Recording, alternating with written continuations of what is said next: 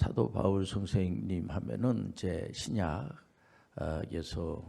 대표 선교 신학자 하면은 이제 우리가 사도 바울 선생님이라고 얘기할 수가 있습니다. 그 사도 바울 선생님은 이방 선교사로 하나님의 기쁘신 이제 사랑의 뜻으로 선택을 받고 이방 사역자로 선택을 받을 때가 한 30대, 내 40대에부터 실질적으로 그 이방 교회에 가장 먼저 세워진 교회가 안디옥 교회잖아요. 안디옥 교회에서 바나바 목사님하고 같이 성령께서 이제 세계 선교의 출발을 안디옥 교회에서부터 하게 되는데, 보통 이제 담임 목사님은 이제 선교 사파송을 잘 안 하시는데, 그게 초대 교회다 보니까 바나바 목사님하고 사도 바울 선생님을 이제 선교사로 성령께서 임명을 하고 1차 선교 사역을 아주 박진감 있게 이제 예수 그리스도의 복음, 천국 복음을 이제 전하게 됩니다. 이방인들에게도, 유대인들만의 하나님이 아니고 이방인들에게까지도 가서 복음을 전하는. 그러니까 이제 사도 바울 선생님은 이방 선교사로 이제 임명을 받게 된 겁니다. 그래서 바울 사도는 그 두 번째 2차 이제 선교 여행은 아시아에서 이제 복음을 전하는 것을 출발점으로 잡았다가 하나님께서 마게도냐인의 그 환상을 보면서 유럽에 이제 그 도라고 하는 저 환상을 보고 유럽에다가 교회를 세우기 시작을 합니다. 특별히 빌립보 교회가 아주 중요한 그런 거점이 되죠.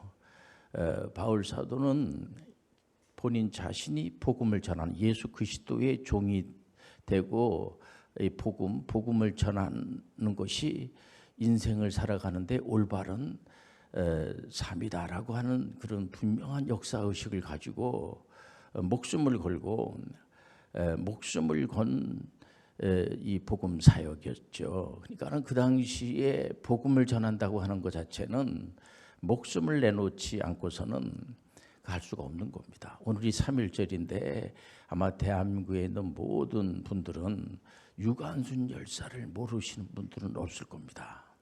유관순 열사의 그 만세운동, 이 대한민국을 사랑한다고 하는 애국심의 그 발로가 목숨을 걸고 목숨을 거는 데 있어서 나라 사랑하는 그 마음이 목숨과 바꿀 수 있는, 그러니까 사도 바울 선생님은 그야말로 하나님의 나라 영광을 위해서라고 하면은 하나님께서 말씀하시는 그 말씀을 준행하는 것이 올바른 인생을 살아가는데 가장 올바른, 그래서 본인 자신만 예수 그리스도의 복음을 전하는 것이 아니고 다른 분들도 다 같이 이렇게 연합을 해가지고, 이 성경을 보면은 바울 사도의 그 친인척들 이런 분들을 많이 이렇게 이제 이제 만나가지고 예수 그리스도의 복음을 잘 설명을 해가지고 그분들도 같이 예수 복음을 전하는 걸 우리가 볼 수가 있습니다.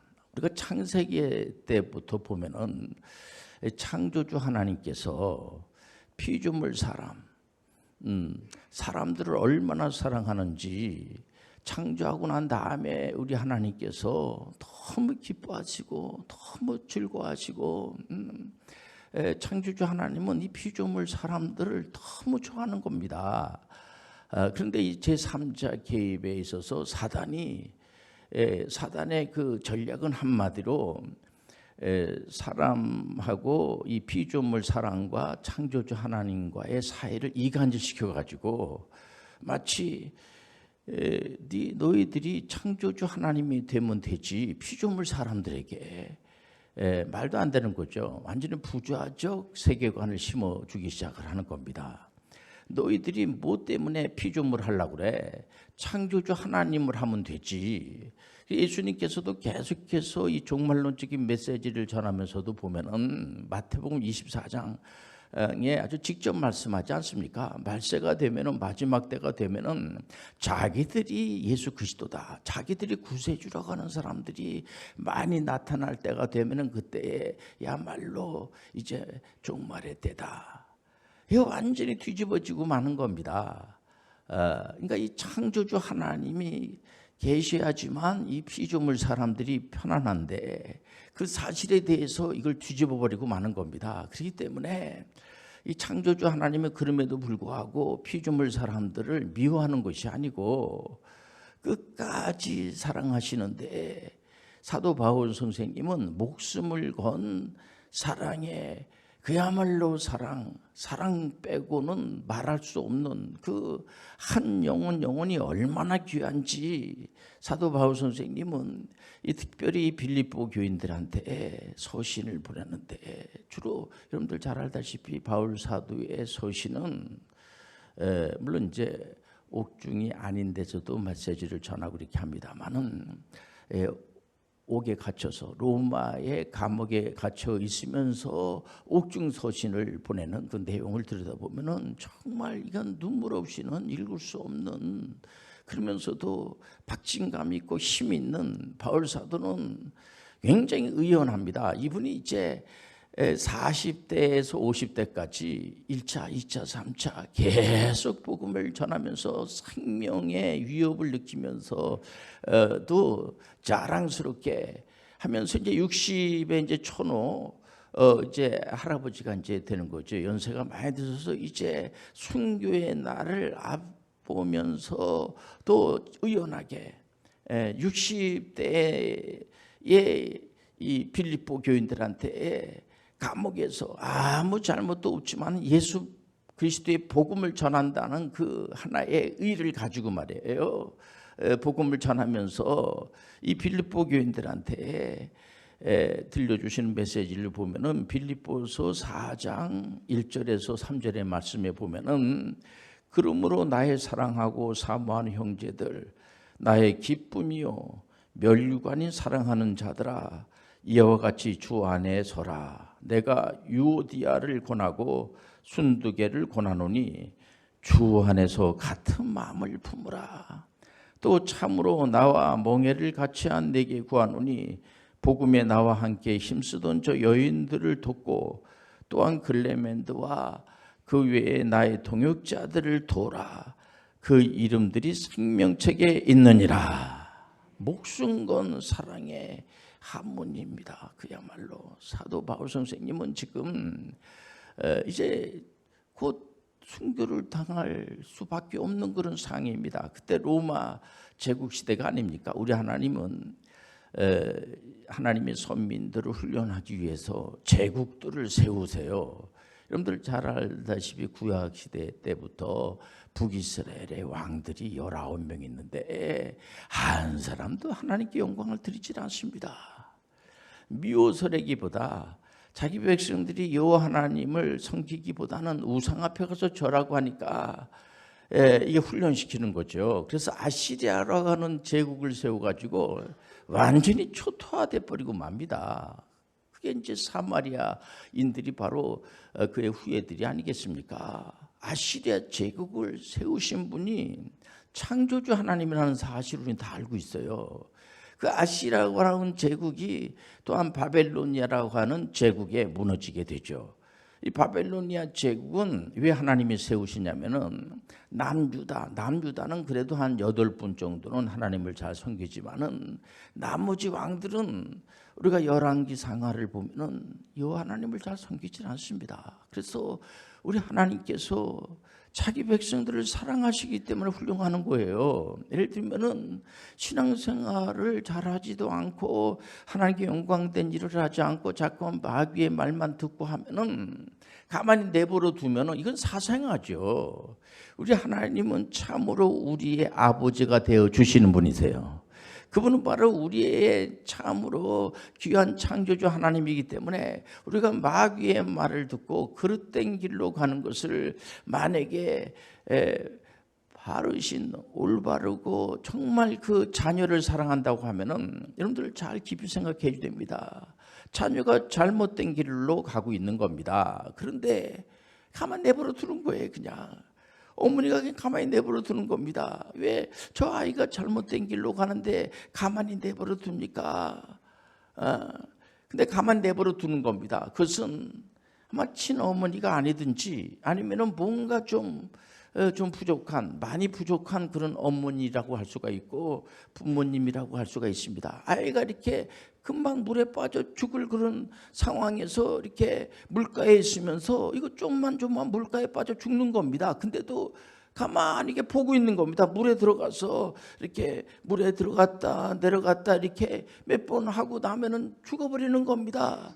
근데 참 진정한 어머니 같으면은 뛰어 들어가서 막 그 아이를 건져낼 거예요. 목숨을 걸고 그런 그 미담이 많이 있습니다. 보면은 우리 창조주 하나님은 목숨을 건 사랑의 하모니 정도가 아니고요. 목숨을 걸어서 살 수도 있고 죽을 수도 있죠. 목숨을 건 거니까. 그러나 우리 하나님은 목숨을 내놓으면서 아주 죽어버리고 마는 겁니다. 우리 창조주 하나님 피조물을 위해서 죽으신 거예요. 죽을 아무 이유가 없어요. 우리 예수 그리스도가 하나님이신데 인류를 위해서, 인류를 구원하기 위해서 그분이 죽어버린 겁니다. 십자가에서 죽어버린 거예요. 그러니까 나 죽을 거야. 죽은 거를 치지 뭐 그런 게 아니라 실질적으로 모든 죄를 다 짊어지시고 죽으신 겁니다. 죽으시고 부활하신 거예요. 예수님은 사실 죽을 필요도 없는 거고 그분은 죄가 없는 분이기 때문에 부활할 필요도 없어요. 근데 그 죽음과 부활이라고 하는 거, 십자가와 부활이라고 하는 것은 창조주 하나님을 위해서 그런 사역을 하신 것이 아니고요. 피조물 사람들 위해서 그분은 십자가를 지시고 악한 사단의 권세를 물리치고 부활하신 겁니다. 그래서 창조주 하나님께서 어머니가 좀 약간 그 싫은 소리를 듣지 않기 위해서 자녀들을 위해서 헌신하지 않는다고 하면은 그건 어머니라고 얘기할 수가 없어요. 그 아버지라고 얘기할 수가 없는 거죠. 그렇지 않습니까? 이 성경은 기준이 분명한 겁니다. 예수 그리스도로 재편하는 거예요. 예수 그리스도로 말미암아 여러분들 우리가 예수 그리스도가 계속해서 제자들 훈련하면서도 들려주시는 메시지가 다른 메시지가 아니에요. 나를 누구라고 하느냐?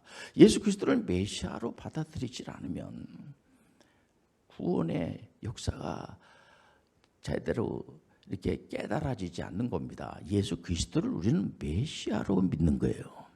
예수 그리스도는 죄에서 우리를 구원할 자, 예수 그리스도만이 우리를 구원할 자예요. 우리가 노력하고 애쓰고 내가 이제 구원받기 위해서 계속 노력을 하고 애쓰고 이렇게 어떤 목표를 이제 다 이렇게 정해 놓은 거를 다 다르게 되면 나의 공로로 말미암아 구원을 받는 게 아니고요. 우리 창조주 하나님께서 여러분들 자녀들은 거의 보면 본인 자신이 결정을 한다고 하지만은 부모님들이 돌봐주시질 않으면은 요즘 많은 그 청소년들이나 지금 미래에 대해서도 굉장히 불안해하고 합니다. 그래서 많은 그런 미래학자라든가 교육학자라든가 이런 분들이 필요한 것이 뭐냐면 우리 혼자 사는 세상이 아니에요. 아이들한테 계속해서 이렇게 이런 어떤 비전을 가르쳐주고 말할 때도 이렇게 이제 우리가 초대교회에 야고보서라든가 베드로 전후서라든가 이렇게 또 예루살렘 그 공회의 초대 의장 되시는 야고보 이제 그 의장의 그 내용을 그 메시지의 내용을 들여다 보면은요 굉장한 지금 2000년이 지난 오늘날에 와서도 우리가 좀 이 말씀을 정말 깊이 묵상해야 되겠구나. 그리고 바울 사도가 보낸 서신 13권을 보면은 너무 은혜가 되고 현재에 있는 우리가 이 세상을 살아가는데도 이 말씀이 굉장히 유익하다고 하는 것을 우리가 알 수가 있는 있는 겁니다. 바울 사도는 빌립보에 있는 한 분 한 분의 이름을 다 이렇게 기억을 하면서 거기서 다른 메시지를 전하는 것이 아니라 다투고 싸우고 이러지 마세요. 서로 하나가 되세요. 뭐로 하나가 되느냐? 자기 생각으로 하나가 되는 게 아니에요. 자기 생각으로 생각하는 것이 올바르다고 생각하는 마치 사사시대에, 여러분들 잘 알다시피 여호수아가 가나안 땅을 완전히 정복하고 난 뒤에 그 이스라엘의 그 백성들이 여호와 하나님을 잘 쫓지 않다 보니까 자기 생각대로, 자기 양심대로, 생각하는 대로 살아가는 겁니다. 그냥 그게 올바르게 살아가는 것이 아니에요. 우리 피조물 사람들은 하나님께서 기준을 잡아 주신 말씀대로 살아가야 돼요. 말씀대로 살아가지 않으면 안 돼요. 우리가 기준이 분명해야 됩니다. 우리는 이 하나님의 말씀이 기준이 되는 겁니다. 그래서 이 말씀을, 정경은 기준이 되고, 그 사람의 키가 얼마나 되나, 그 사람의 몸무게가 얼마나 되나 하면은 우리가 이제 저울에 달아보지 않습니까? 그런 것처럼 이 하나님의 말씀, 자기 생각으로 이게 옳은 거구나. 물론 옳을 수도 있죠. 그러나 거의 보면은 그릇된 게 더 많습니다.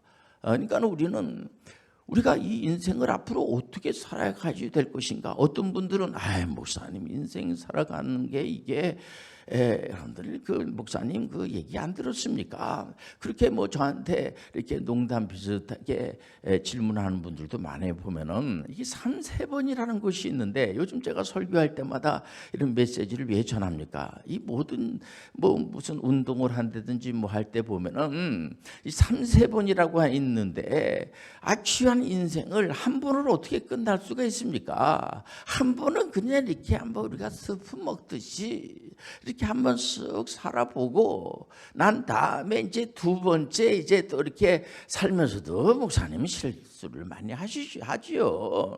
그러고 난 다음에 이제 세 번째 살 때 조금 이제 좀 인생을 알면서 사는 거니 아니겠습니까? 그런 분들이 있어요. 그러나 여러분들 성경에서는 그것을 거절해요. 한 번밖에 없는 인생이야. 태어나서 하나님 앞에 갈 때까지 한 번밖에 없어요. 2번도 아니고 3번도 아니야. 성경에서는 절대로 그것을 용납하지 않아요. 우리는 한 번밖에 없는 인생이기 때문에 하나님의 말씀을 따라 살아야지 돼요. 바울 사도는 얼마나 그 빌립보 교회, 빌립보라고 하는 지역이요, 유럽의 길목, 유럽에 들어가는 길목. 그러니까 바울 사도가 전하는 이 천국 복음은, 예수 그리스도의 복음은 당장의 그 지역이 말이에요, 중심국가가 돼버리고 마는 겁니다. 주변에 마귀의 그 조종을 받는 귀신들이 말이에요, 아주 우글우글거리거든요. 우리가 신앙생활 하시는 분들은 성경에서 말하는 귀신들의 존재를, 목사님 21세기에 무슨 마귀가 있고 무슨 귀신들이, 저도 어렸을 때는 들었어요. 그 귀신들에 대한 얘기를 시골에 살았기 때문에 많이 듣고 그랬는데, 그게 요즘 21세기에 이 도시 형광도 훤하고 하는데 무슨 귀신들이 있습니까? 그런 사람들이 있어요. 보면은 귀신은 지금도 있어요. 성경에서는 귀신의 존재가 무슨 일을 하냐면은 우선 예수 그리스도를 구세주로 믿지 못하게 하는 겁니다. 그리고 이 하나님의 존재, 마귀가 피조물 사람인 사람 그 아담에게 네가 하나님이 되면 돼, 하나님 명령하신 선악을 알게 하는 남의 열매를 하나님께서 먹지 말라고 그랬어요. 그런데 분명히 그거 먹어. 네가 먹으면 네가 눈이 밝아져 가지고 네가 하나님같이 돼. 이게 모든 여러분들 마귀가 이 피조물들에게, 그래서 마치 미래에 대해서 마치 모든 걸 다 아는 것처럼 생각하는 사람들이 많이 있지 않습니까? 미래에 대한 모든 해답은 하나님만이 아세요. 예수님의 재림의 날짜도 하나님만이 아세요. 여러분들 그렇기 때문에 그 날짜를 자기가 안다고, 그게 여러분들 그 잘못된 이단 사이비가 아니겠습니까? 그렇기 때문에 우리가 이 하나님의 말씀의 기준을 가지고, 적어도 개혁교회에 속해 있는 모든 믿음의 사람들은, 목사님들이 오직 성경대로, 오직 믿음, 오직 은혜라고 하는 것이, 왜냐면은 자기 행위로 구원받는 사람들이 있었거든요. 아닙니다. 하나님께서 만세전에 은혜로 구원을 받는 거예요. 우리는 우리 마음대로 할 수가 없어요. 말씀의 기준을 가지고 살아가는 겁니다. 그러니까 정한신의 시간에 예배드리고 자기 생각으로 뭐 이렇게 뭐 내 마음대로 내 생각대로 이게 교회관이 참 중요합니다. 우리 개혁교회에서는 교회관 교회론적으로 이게 벗어나는 그런 이제 그 생각을 갖는다든지 그런 메시지를 전하면 그 이단입니다. 그거. 이 교회를 잠깐만 약화시킨다든지 막 우리 교회만 우리 목사님만 큰 목사님이고 우리 목사님에게는 하나님의 영이 아주 임재하셔가지고 우리 교회만 교회고 다른 교회는 조그만 제 규모가 작은 교회는 그건 하나님의 역사가 아주 약하게 뭐 역사하시고 이런 식으로 생각하게 되면요, 거기서 역사하시는 하나님이시나 모든 교회 속의 역사의 하나님이 같은 하나님이세요. 근데 이게 신비한 거죠. 왜냐면은 하나님이 아니 계신 곳이 없는 거예요. 자기 생각으로 하니까는 그런 거지, 성경 말씀에서 보면 하나님은 우주 만물을 통치하시는 하나님, 이렇게 모든 왕 중에 왕은 오직 예수 그리스도, 예수 그리스도만이 왕이 되어 주시는 거예요. 우리가 이제 각 나라마다 이제 지도자를 뽑고 그렇게 하죠. 하지만은 참으로 모든 왕들, 지도자들도 하나님께서 임명하신다는 사실 아시고 참새 한 마리 떨어지는 것도 하나님 허락 없이 떨어지질 않고 머리털까지 세신 받으신 하나님, 이런 설교를 왜 합니까? 이건 뭐냐면 모든 주권은 하나님께 있는 거예요. 그렇기 때문에 사도 바울 선생님은 이런 사실을 아시고는 이분은 이제 이 순교의 날짜가 가까이 오면 올수록 하나님의 나라를 보는 겁니다. 하나님의 나라를. 그러니까 2000년 전에 바울 사도가 전한 이 천국 복음이 말이에요, 끝난 줄 알았는데 그게 아니고, 우리가 이 바벨로니아가 페르시아 제국에게 망하지 않습니까? 페르시아 제국은 또 헬라 제국에게 망합니다. 헬라 제국은 또 누구한테 망합니까? 어느 제국에게? 로마 제국에게 망해요. 이 로마 제국 시대에 예수님이 약속하신 대로 예수 그리스도가 오신다고 하는 초림, 예수님께서 실제적으로 여러분들 이 땅에 오신 거예요. 야, 이게 참 하나님의 은혜가 아닐 수가 없어요. 우리가 이 2000년 전에 예수 그리스도께서 오셨다는 사실을 우리가 믿어진다는 것 자체가 기적이에요. 예수님께서 이 성령으로 잉태했다는 자체가, 여러분들 구약에서 미리 다 예언한 대로 오신 것 자체가, 우리가 믿는다는 것 자체가 기적이 아닐 수가 없어요. 그리고 나서 예수님께서 우리한테 들려주시는 메시지가 뭡니까? 그 제자분들한테 요한복음 14장 12절에 나를 믿으면, 예수님을 믿으면 예수님이 하신 사역도 할 수 있을 뿐더러 더 큰 일도 할 수가 있습니다. 그런 메시지를 전해요. 실제적으로 사도 바울 선생님이 예수님의 그 복음을 가지고 그냥 박진감 있게 아시아, 유럽, 그러니까 저 중동 쪽, 아프리카 막 이런 쪽까지 제자분들이 막 가서 복음을 전하는데 전혀 구애받지 않고 이분들이 막 순교를 하면서 절대로 뒤로 물러나지 않고, 이게 뭡니까? 성령의 은혜예요. 성령의 능력이에요. 우리가 예수 믿고 우리가 신앙생활을 한다는 것은 절대로 여러분들을 나쁜 짓이 아님을 하시길 바랍니다. 누가 유관순 열사를, 그때의 어린 여학생이 대한민국을 위해서 만세운동을 하면서 내가 목숨을 걸고 내가 애국을 해야 되겠다라고 하는 것에 대해서 대한민국에 있는 분들이 누가 그 유관순 열사를 존경하면 했지. 그래서 오늘 3.1절 우리가 예배를 드리고 이러지 않습니까? 여러분들, 절대로 하나님 영광을 위해서 예수 그리스도의 복음을 전하는 것은 우리가 쓸데없는 일 하는 것이 아님을 아시길 바랍니다. 지금도 28,000명 되는 우리 선교사님들이 전 세계에 나가서 복음을 전하는 건 기적 중에 기적이 아닐 수가 없어요. 우리가 이 2004년도에 노잔 포럼에서 이제 앞으로 21세기는 어떤 식으로 우리가 선교를 했으면 좋겠습니까 했을 때, 사도 바울 선생님처럼 한 손에는 성경을 들고 한 손에는 직업의 전문성을 가지고 그분은 이제 장막을 만드는 그런 기술을 가지고 있지 않습니까? 사도 바울 선생님이. 그래서 동역자들과 같이 그 일을 하면서 또 천국 복음을 전하면서 가르치면서 또 개혁에 성공하신 1517년 이후에 이제 루터하고 칼빈 선생님이, 루터는 굉장히 중요한 메시지를 전해요. 이 만인이 전부 다 꼭 말씀을 전하는 사제한테만 하나님께서 책임 묻는 것이 아니고 모든 예수 그리스도를 구세주로 영접한 분들은 전부 다 복음을 전할 수가 있어요. 만인들이 전문의 선교사가 될 수가 있어요. 얼마나 감사한지 몰라요. 우리는 그냥 목사님에게만 모든 걸 다 맡겨버리고 목사님 모든 분들이 다 모든 기도를 이렇게 다 짊어지시고 기도하는 걸로 끝나지. 이게 여러분들 성경교육이 아니에요. 물론 목사님들이 늘 기도하죠. 귀한 거죠. 그러나 목사님들은 무슨 내용을 전하냐면 모든 이 교들에게 그 있는 그곳에서 여러분들이 전문인 선교 사역을 감당하시길 바랍니다. 바울 사도가 이제 초로에 이제 순교의 날짜를 앞두고 말이에요. 보면 이분은 사도행전 28장에 보면은 새 집에서 유하면서 이분이 로마 감옥에 있으면서 잠깐 나와서 새 집에 유하면서도 그 시간에도 시간이 여러분들 아까워가지고 이 천국 복음을 가르치면서 계속해서, 그리고 끝난 게 아니잖아요. 로마 제국이 무너져요. 로마가 그 콘스탄티누스 때에 그때 예수교를 믿으면, 예수님을 구세주로 믿으면 잡아다 죽였거든요. 순교시켰습니다. 그런데 콘스탄티누스 그때에 보니까는 이 사람들 죽이면 죽일수록 더 많은 사람들이 예수를 믿는 겁니다. 이게 하나님의 은혜예요.